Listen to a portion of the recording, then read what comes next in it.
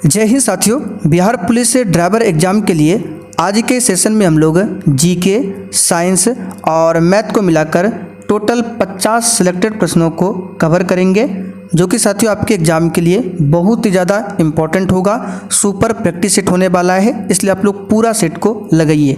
और साथियों Bihar police driver के बैच में आपका सब्जेक्ट वाइज क्लास भी स्टार्ट हो चुका है। जितने भी क्लास हो रहे हैं सभी क्लास का PDF, क्लास का नोट्स, क्वेश्चन बैंक सब कुछ आपको इस बैच में मिल जाएगा। बैच को किस प्रकार से ज्वाइन करना है ये हमारा व्हाट्सअप नंबर है, इस पर मैसेज करके जानकारी ले सकते हैं, या फिर क्लास के लास्ट में आपको इस बैच के बारे में संपूर्ण जानकारी देंगे। फिलहाल अभी आप लोग क्लास कीजिए। तो साथियों आज का पहला क्वेश्चन देखिए, बेकिंग सोडा है सोडियम डैश। चलिए सभी ऑप्शन को ध्यान से पढ़िए और प्रत्येक स्टूडेंट को नीचे लाइव चैट में या फिर कमेंट बॉक्स में अपना अपना आंसर करना है। तो देखिए यहाँ पर इस क्वेश्चन का आंसर क्या हो जाएगा। बेकिंग सोडा क्या है तो याद रखिएगा सोडियम बाइकार्बोनेट। यहाँ पर डी वाला ऑप्शन आपका सही जवाब है, सोडियम बाइकार्बोनेट। सोडियम बाइकार्बोनेट का सूत्र क्या होता है तो NaHCO3। ये क्या है, बेकिंग सोडा, जिसका रासायनिक नाम है सोडियम बाइकार्बोनेट और बोलचाल की भाषा में इसको बोला जाता है खाने वाला सोडा। तो यहाँ पर आंसर हमारा क्या होगा, डी ऑप्शन सोडियम बाइकार्बोनेट। दूसरा क्वेश्चन देखिए, 2011 की जनगणना के अनुसार भारत में साक्षरता दर लगभग क्या है। आगे अभी हम लोग मैथ्स के प्रश्नों को भी कवर करेंगे, इसलिए आप लोग पूरा सेट को लगाइए। तो लगभग में आपको बताना है भारत में साक्षरता दर 2011 की जनगणना के अनुसार। तो भारत में साक्षरता दर की बात करें तो 74.04% के आसपास है। तो इसके आसपास में देख सकते हैं यहाँ पर 73% दिया हुआ है। तो आंसर यहाँ पर हमारा क्या होगा, डी वाला ऑप्शन 73%। अब यहाँ से क्वेश्चन बनता है 2011 की जनगणना के अनुसार पुरुषों की साक्षरता दर क्या थी तो याद रखिएगा 82.14% ये पुरुषों की साक्षरता दर है और महिलाओं की साक्षरता दर 65.46%। तो ये सब आंकड़ा आपको ध्यान रखना पड़ेगा, परीक्षा में पूछा जाता है। तीसरा क्वेश्चन देखिए, आधुनिक लोकतंत्र को और क्या कहा जाता है। बिल्कुल आपके सिलेबस पर आधारित क्वेश्चन है, बताइए इसका आंसर क्या होगा। आधुनिक लोकतंत्र को और क्या कहा जाता है। तो साथियों आधुनिक लोकतंत्र को और प्रतिनिधित्व लोकतंत्र के रूप में भी जाना जाता है। यहाँ पर आंसर हमारा क्या होगा, सी ऑप्शन। और साथियों यहाँ पर आप लोग देख सकते हैं चालक सिपाही के बैच में 1 लाइनर बूस्टर जीके का सेट 7 अपलोड हो चुका है। ये जो नोट्स आप लोग देख रहे हैं आपके एग्जाम के लिए बहुत ज़्यादा इंपॉर्टेंट नोट्स है। यहाँ से आपके एग्जाम में क्वेश्चन जरूर पूछा जाएगा। तो ये नोट्स अगर आपको चाहिए तो यहाँ पर हमारा व्हाट्सअप नंबर लिखा हुआ है, इस पर मैसेज करके बता सकते हैं। आगे देखिए, अमेरिका की खोज किसने किया था। चलिए क्वेश्चन नंबर 4 के लिए आप लोग आंसर बताइए। और साथियों जैसे ये क्लास खत्म हो जाएगा इसका पूरा PDF आपको मिल जाएगा आंसर के साथ में। कहाँ पर मिलेगा, एप्लीकेशन पर। और साथियों इसके साथ में अगर आपको बिहार पुलिस ड्राइवर एग्जाम के लिए बूस्टर जीके चाहिए, question bank, 1 liner GK GS कुछ भी चाहिए तो ये हमारा व्हाट्सअप नंबर है, यहाँ पर देख लीजिए, इस पर मैसेज करके बता सकते हैं। तो साथियों अमेरिका की खोज किया था क्रिस्टोफर कोलंबस ने। यहाँ पर बी वाला ऑप्शन आपका सही जवाब है। कोलंबस ने 1492 को अमेरिका की खोज किया था। अच्छा, अमेरिका का जो नाम रखा गया था किसके नाम पर तो अमेरिगो वेस्पुची के नाम पर अमेरिका का नाम रखा गया था। वास्को डिगामा की बात करें तो 1498 में केरल के तट पर भारत आया था वास्को डिगामा। चलिए मैथ का क्वेश्चन देखिए, निम्नलिखित में से कौन सा त्रिभुजों की सर्वांग समता का एक प्रतिबंध नहीं है। तो बिल्कुल बेसिक सा क्वेश्चन है, आप सभी जानते हैं त्रिभुज की सर्वांग समता के लिए 4 तरीके हैं। कौन कौन सा है तो पहला है भुजा भुजा भुजा, यानी कि S S S।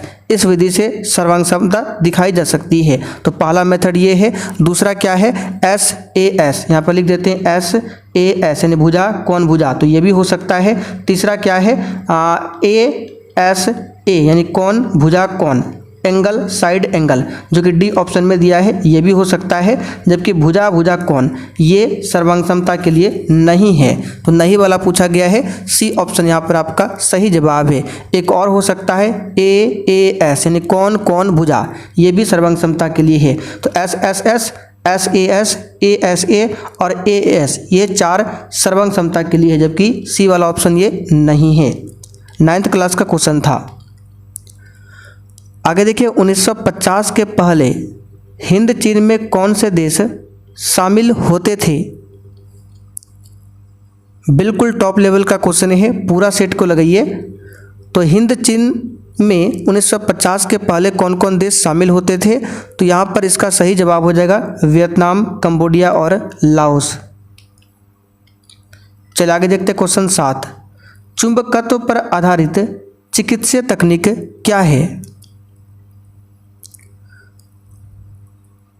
तो चुंबकत्व पर आधारित चिकित्सीय तकनीक है MRI, ठीक है। इसका फुल फॉर्म होता है मैग्नेटिक रेजोनेंस इमेज, और पहली बार MRI का प्रयोग 1977 में हुआ था कैंसर की जांच के लिए। आगे देखिए, राजनीतिक दल आवश्यक है, बताइए किसमें? तो साथियों, लोकतंत्र में राजनीतिक दल बहुत ही आवश्यक है। यहाँ पर आंसर क्या होगा? B option. आगे देखिए, निम्नलिखित में से कौन सा एक प्राकृतिक पारितंत्र नहीं है?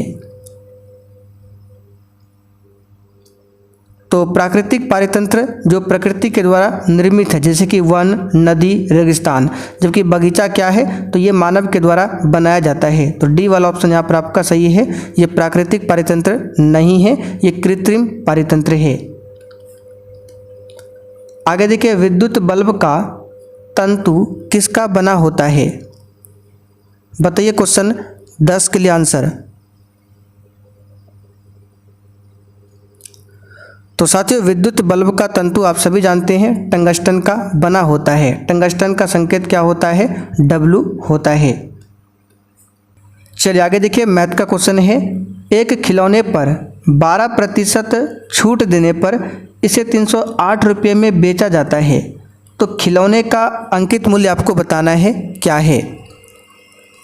चलिए क्वेश्चन नंबर 11 के लिए आप लोग आंसर बताइए। जिनको भी सॉल्व करना आता है आप लोग सॉल्व करके बताइए। बिल्कुल ऐसा ही मैथ का क्वेश्चन आपके एग्जाम में पूछा जाएगा। बहुत ही सिंपल क्वेश्चन है। तो देखिए, मान लेते हैं खिलौने का अंकित मूल्य 100 रुपया। तो खिलौने का मूल्य अंकित कितना है? 100 रुपया, और इसी 100 रुपया पर 12 रुपये का छूट दे रहा है दुकानदार। तो 100 का सामान है, 12 का डिस्काउंट है, तो कितना में बेचेगा? तो 100 में से 12 को घटाएंगे तो 88 में बेचेगा। और 88 का वैल्यू कितना दिया है? 308, यानी एक्चुअल में 308 में बेच रहा है, रेशियो में निकला 88। तो 88 यूनिट के बराबर कर देंगे 308। यहाँ से हम 1 यूनिट का मान निकालेंगे, तो 308 बटे कितना हो जाएगा? 88। 88 से 308 को काटेंगे तो ये 3.5 आएगा, लगभग 3.5 रुपया। हमको निकालना अंकित मूल्य। अंकित मूल्य हमने माना 100, यानी 100 यूनिट का वैल्यू निकालना है। तो 100 गुना कितना हो जाएगा? 3.5, यानी कि 350 रुपया हो जाएगा। यहाँ पर देख सकते हैं ए ऑप्शन में दिया हुआ है। बिल्कुल ऐसा ही सिंपल क्वेश्चन एग्जाम में आता है, बस आपको बेसिक मैथ आना चाहिए। आगे देखिए, तारापुर केंद्र कहाँ पर है? बताइए, तारापुर केंद्र क्या है और ये कहाँ पर है? दोनों बताना है। तो तारापुर केंद्र एक आणविक शक्ति का केंद्र है, और ये कहाँ पर है? तो महाराष्ट्र में स्थित है। कहाँ पर है? महाराष्ट्र में। चलिए फिर से मैथ का क्वेश्चन। किसी त्रिभुज में यदि एक कोण शेष दोनों कोणों के योग के बराबर हो तो त्रिभुज कौन सा होगा? तो इसको डायरेक्ट याद रखिए। अगर किसी त्रिभुज में एक कोण शेष 2 कोणों के योग के बराबर है तो वो समकोण त्रिभुज होता है। कौन सा होता है? समकोण त्रिभुज। आगे देखिए, भारतीय सशस्त्र बलों के पहले चीफ ऑफ डिफेंस स्टाफ कौन थे? इसका आंसर है जनरल विपिन रावत। बी वाला ऑप्शन आपका सही है। आगे देखिए, संयुक्त राष्ट्र संघ का मुख्यालय कहाँ पर अवस्थित है। और साथियों बिहार पुलिस ड्राइवर के बैच में आपका सब्जेक्ट वाइज क्लास भी स्टार्ट हो चुका है। बैच को किस प्रकार से ज्वाइन करना है वो आपको क्लास के लास्ट में बताएंगे। तो संयुक्त राष्ट्र संघ का मुख्यालय जो है ये न्यूयॉर्क में है। संयुक्त राष्ट्र संघ की स्थापना कब होती है? 24 अक्टूबर 1945 को। इसलिए 24 अक्टूबर को संयुक्त राष्ट्र संघ दिवस मनाया जाता है। आगे देखिए, हीमोग्लोबिन वर्णक पाया जाता है, बताइए किसमें? तो साथियों हीमोग्लोबिन वर्णक जो है ये किसमें पाया जाता है? आरबीसी में। आरबीसी बोले तो रेड ब्लड सेल, इसी में पाया जाता है। आगे देखिए, पराग कणों का एक पुष्प से दूसरे तक स्थानांतरण किस माध्यम के द्वारा होता है?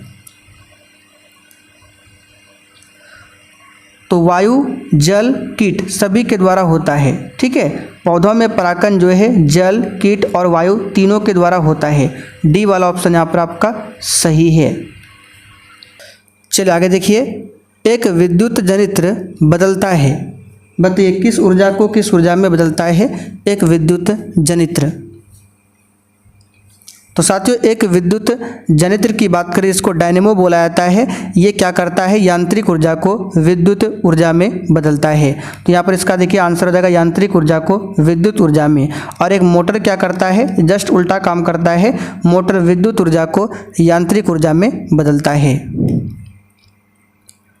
आगे देखिए, डी.आई. मेंडलीव को श्रेय दिया जाता है, बताइए किसके लिए? तो यहाँ पर इसका सही जवाब है तत्वों की आवर्त सारणी के लिए डी.आई. मेंडलीव को श्रेय दिया जाता है। और आधुनिक जो आवर्त सारणी है उसका जनक कौन है? तो मोसले। आगे देखिए, वर्तमान बिहार विधान परिषद के अध्यक्ष कौन है? अच्छा देखिए, बिहार में विधान परिषद सीटों की संख्या कितनी है? तो 75 है। तो वर्तमान में बिहार विधान परिषद के अध्यक्ष है देवेश चंद्र ठाकुर। यहाँ पर ए ऑप्शन आपका सही है। आगे देखिए, अनुवांशिकी का जनक किन्हें कहा जाता है? तो साथियों अनुवांशिकी का जनक किसे कहा जाता है? तो ग्रेगर जॉन मेंडल को। बी वाला ऑप्शन यहाँ पर आपका सही है। प्रथम विश्व युद्ध कब शुरू हुआ? सबसे सिंपल क्वेश्चन है। तो प्रथम विश्व युद्ध की शुरुआत 28 जुलाई 1914 को हुआ था। तो 1914 दिया हुआ है और ख़त्म हुआ था 11 नवंबर 1918 को। प्रथम विश्व युद्ध में 30 से ज़्यादा देश शामिल हुए थे। ठीक है, चलिए आगे देखते हैं। खाद्य सुरक्षा का तात्पर्य क्या है? तो खाद्य सुरक्षा का तात्पर्य है खाद्य की उपलब्धता, खाद्य की पहुंच, खाद्य की सामर्थ्य, सभी हो जाएगा। आगे देखिए, राष्ट्रीय मानवाधिकार आयोग की स्थापना कब हुई थी? तो राष्ट्रीय मानवाधिकार आयोग NHRC इसकी स्थापना 12 अक्टूबर 1993 को किया गया था। तो देखिए 1993 यहाँ पर दिया हुआ है। चलिए आगे देखते हैं, भारत का प्रथम परमाणु संयंत्र कहाँ स्थापित किया गया था? तो अभी हमने आपको बताया भारत का पहला परमाणु ऊर्जा प्लांट जो है तारापुर महाराष्ट्र में स्थापित किया गया था। किस देश के सहयोग से? तो अमेरिका देश के सहयोग से। बैलाडीला श्रेणी किस जिले में स्थित है? तो छत्तीसगढ़ के दांतेवाड़ा जिला में स्थित है बैलाडीला श्रेणी। यहाँ पर आंसर हमारा क्या होगा? ए वाला ऑप्शन। चलिए आगे बढ़ते हैं। आगे देखिए, सरहुल पर्व कौन मनाते हैं? तो झारखंड में मुंडा आदिवासियों के द्वारा मनाया जाता है सरहुल का पर्व। आंसर यहाँ पर होगा बी ऑप्शन। चलिए आगे देखते हैं, अमन फसल किससे संबंधित है? तो ये धान से संबंधित है अमन फसल। डी ऑप्शन सही है। आगे देखिए, स्वयं सहायता समूह में ऋण संबंधी अधिकांश निर्णय किसके द्वारा लिए जाते हैं? तो स्वयं सहायता समूह में ऋण संबंधी अधिकांश निर्णय जो है इसके सदस्यों के द्वारा लिए जाते हैं। बी ऑप्शन सही है। आगे देखिए, पृथ्वी की कुल सतह जो पानी से ढका हुआ है, बताइए कितना है? तो 71% जल से ढका हुआ है, ठीक है, और जबकि अन्य 29% में महाद्वीप और द्वीप आते हैं। तो 71 तो ऑप्शन में नहीं है, इसके आसपास में जो है वो आपको आंसर करना है। परीक्षा में भी आपको इसी प्रकार से बनाना है। एक्चुअल में आंसर 71 होगा, लेकिन इसके आसपास 75 दिया हुआ है, तो इस प्रकार से आंसर ए आप लोग कर सकते हैं। क्रिया बल एवं प्रतिक्रिया बल हमेशा लगते हैं। तो न्यूटन के गति का तीसरा नियम है, प्रत्येक क्रिया के लिए एक समान और विपरीत प्रतिक्रिया होती है। तो क्रिया बल एवं प्रतिक्रिया बल हमेशा अलग अलग वस्तुओं पर और विपरीत दिशाओं में लगते हैं। डी ऑप्शन सही है। आगे देखिए, निम्न में से किस क्षेत्र में मौसमी बेरोजगारी की समस्या होती है? तो मौसमी बेरोजगारी की समस्या अधिकांशतः आपको कृषि के क्षेत्र में देखने को मिलेगा। किसमें? कृषि के क्षेत्र में। यहाँ पर ए ऑप्शन आपका सही है। आगे देखिए, निम्नलिखित में से किसका बीज प्रोटीन एवं वसा तेल का प्रचुर स्रोत है? आंसर है सोयाबीन का बीज। बी वाला ऑप्शन आपका सही है। गेहूं किस प्रकार की फसल है? तो ये रबी की फसल है। सरसों भी रबी की फसल है। गेहूं, मटर, चना, जौ ये सभी क्या है? रबी की फसल है। आगे देखिए, राष्ट्रपति को महाभियोग की प्रक्रिया से कौन अपदस्थ कर सकता है? तो राष्ट्रपति पर महाभियोग की प्रक्रिया आर्टिकल 61 के तहत लगाया जाता है और महाभियोग की प्रक्रिया संसद के किसी भी सदन में लाया जा सकता है। और संसद में जितने भी सदस्य हैं, दोनों सदन में कुल सदस्य का कम से कम 2/3 बहुमत से अगर महाभियोग का प्रस्ताव पारित हो जाता है तो राष्ट्रपति पर महाभियोग लग जाता है। अच्छा, महाभियोग की प्रक्रिया किस देश के संविधान से लिया गया है? तो अमेरिका देश के संविधान से लिया गया है। मतदाता सूची को आमतौर पर क्या कहा जाता है? तो आमतौर पर इसको क्या कहा जाता है? तो वोटर लिस्ट, मतदाता सूची कहा जाता है। और मतदाता सूची को निर्वाचन आयोग तैयार करता है। आगे देखिए, राज्यसभा का सभापति अपना त्यागपत्र किसे संबोधित करता है? तो देखिए, राज्यसभा का सभापति होता कौन है? उपराष्ट्रपति होता है। और उपराष्ट्रपति अपना त्यागपत्र राष्ट्रपति को देगा। यहाँ पर ए ऑप्शन आपका सही जवाब है, ध्यान रखिएगा। राज्यसभा के सभापति का कार्यकाल 5 वर्ष का होता है।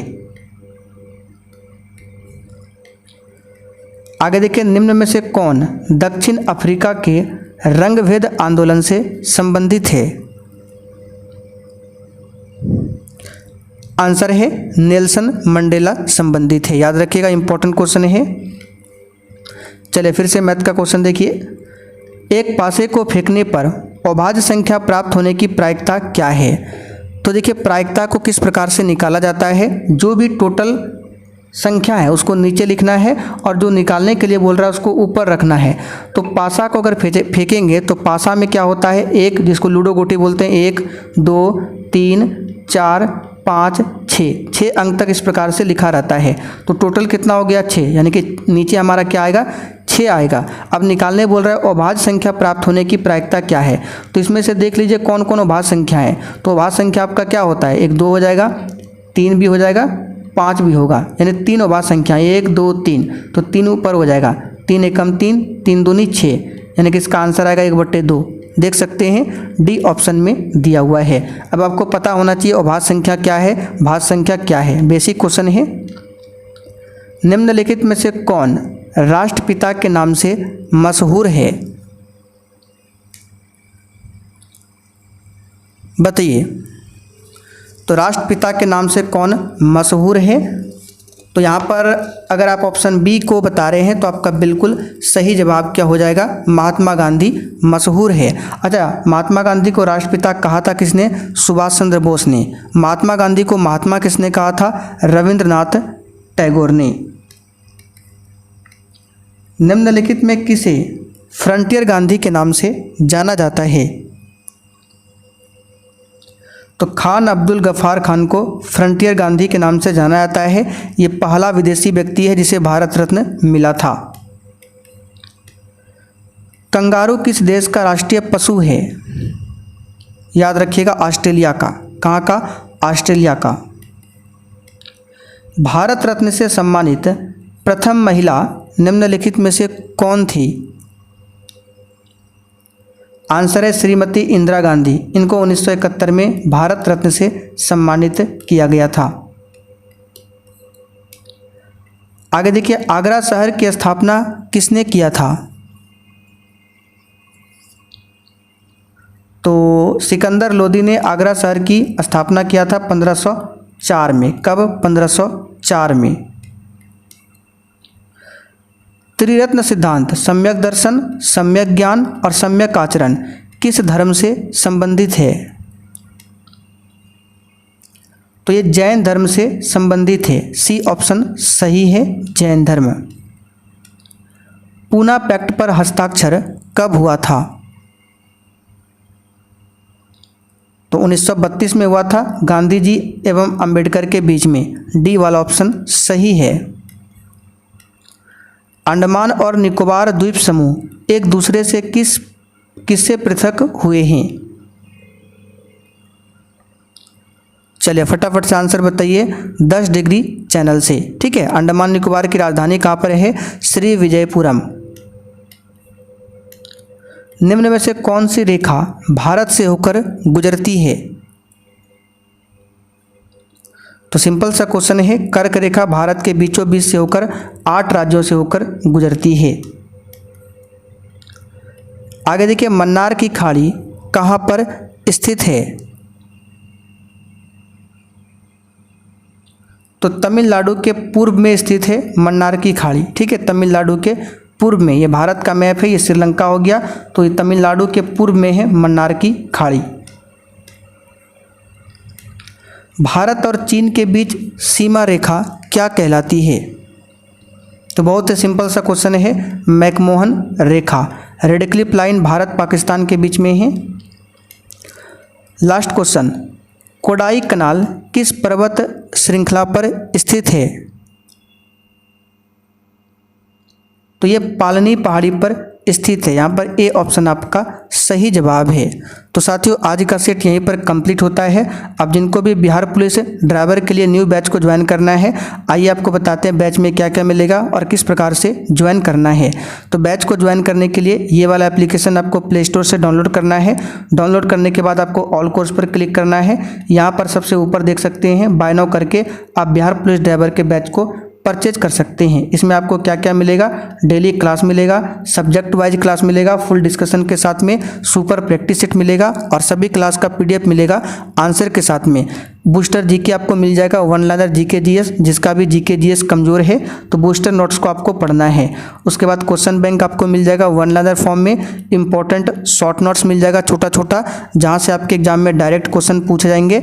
इसके साथ में स्पेशल बिहार जीके का नोट्स मिलेगा और साथ में मोटर व्हीकल एक्ट, यातायात संकेत, गाड़ियों के पार्ट्स के नाम से संबंधित क्वेश्चन और उसका थ्योरी PDF भी आपको मिल जाएगा। तो आप लोग देर मत कीजिए, ऑलरेडी बहुत सारे बच्चे इस बैच को परचेज करके अपनी तैयारी कर रहे हैं। तो ये WhatsApp नंबर है, कोई भी डाउट हो इस पर मैसेज करके पूछ सकते हैं।